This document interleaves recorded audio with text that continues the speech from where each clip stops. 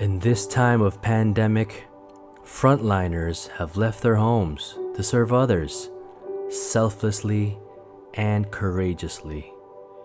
Faced with exhaustion, fear, and worry, their faith is tested in the face of adversity.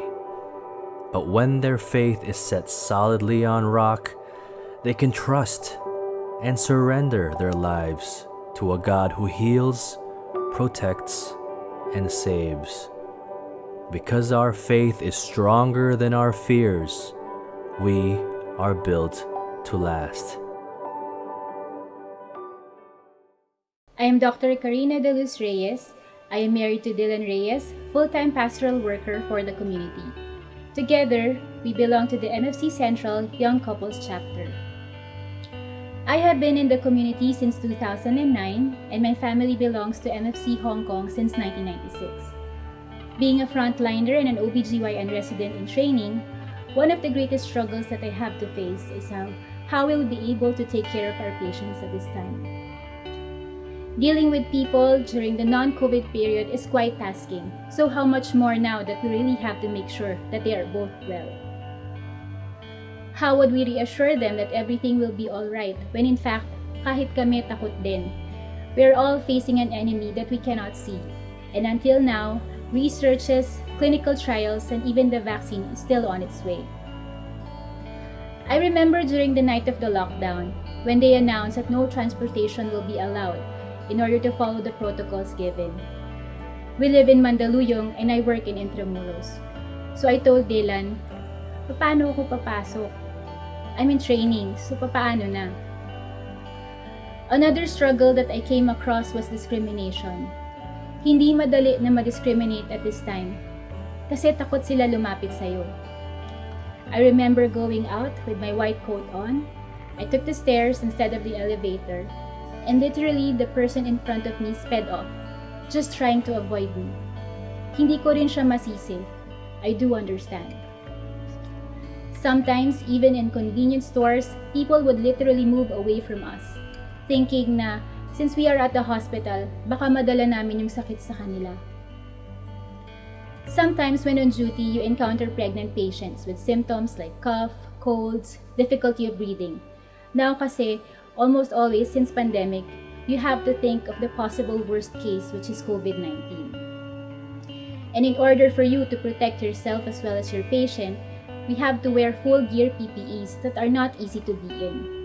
Sometimes 5 minutes into it, halos himatayin ka na sa sobrang init.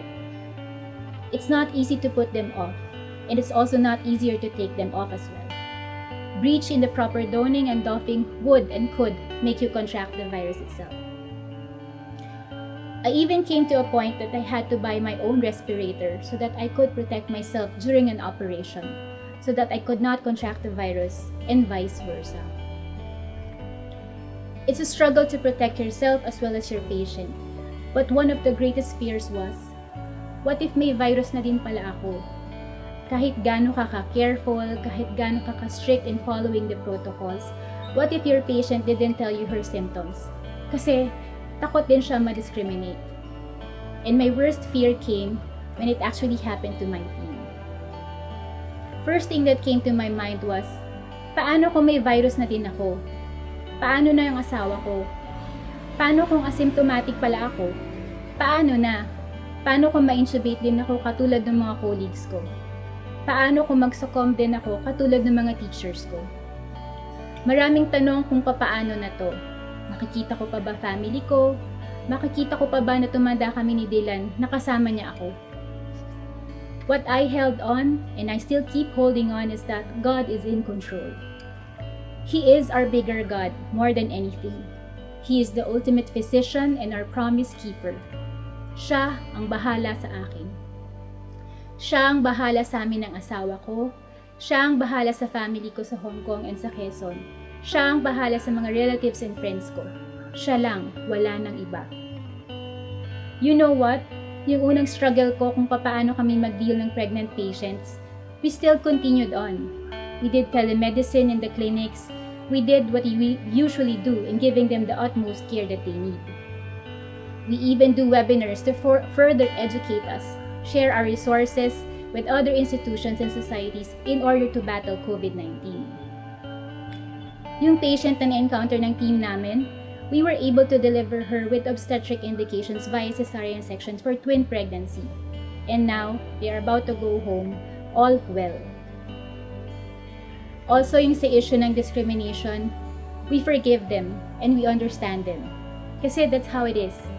And that the best way to deal with that is to forgive and show them love and understanding.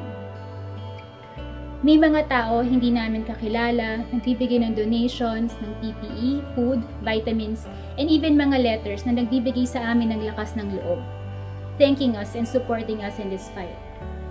Nakakataba ng puso kasi somehow may nagmamalasakit din. May nakakaalala din ng mga struggles ng mga frontliners na katulad ko. Yung issue ng transportation, akala ko noon maglalakad ako. Sinabi ni Dylan sa akin, sasabayan kita papuntang work. Pero you know what? God is good. A co-resident of mine who was living in Taft Avenue offered to drive me to and from the hospital to Mandaluyong for almost 2 months. No ifs and no buts.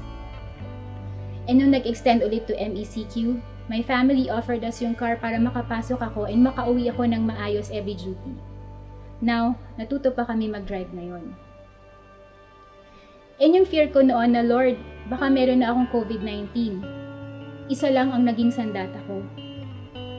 Prayers. We pray the rosary, asking Mama Mary to protect us with her mantle of protection. Every day before going to work, Dylan and I are praying for our safety and my team's safety, also for our patients and the babies that we deliver. I am actually very grateful to my young couples household. Sila yung naging prayer warriors namin. Sila yung kasama namin nung kinuha namin yung sasakyan. Sila yung kasama namin to pray for each other's family safety.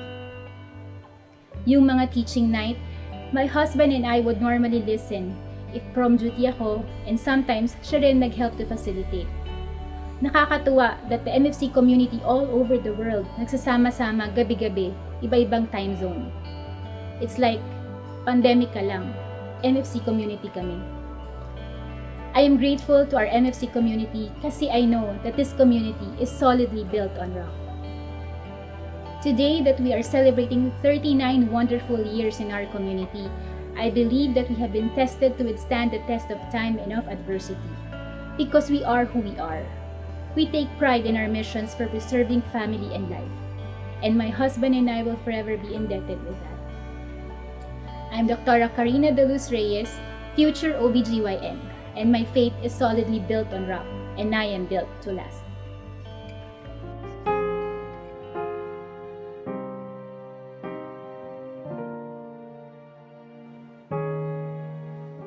There are times I find it hard to sleep at night.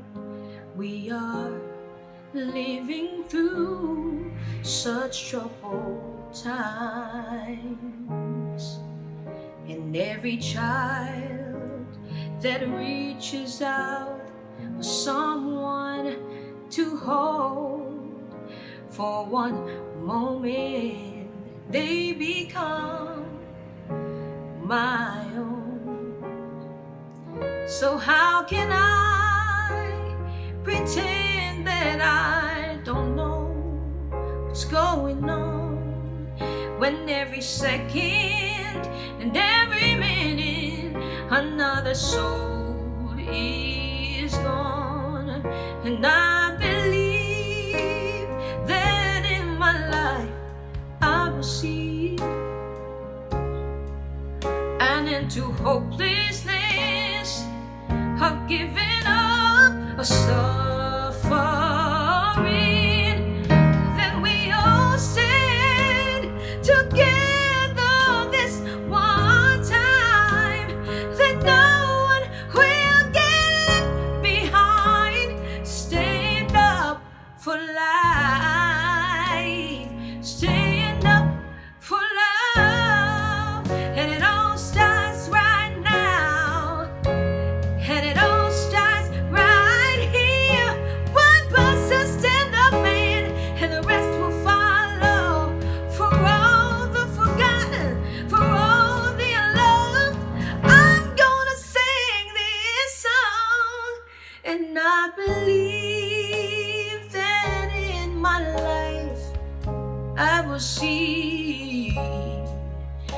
into hopelessness of giving up or suffering.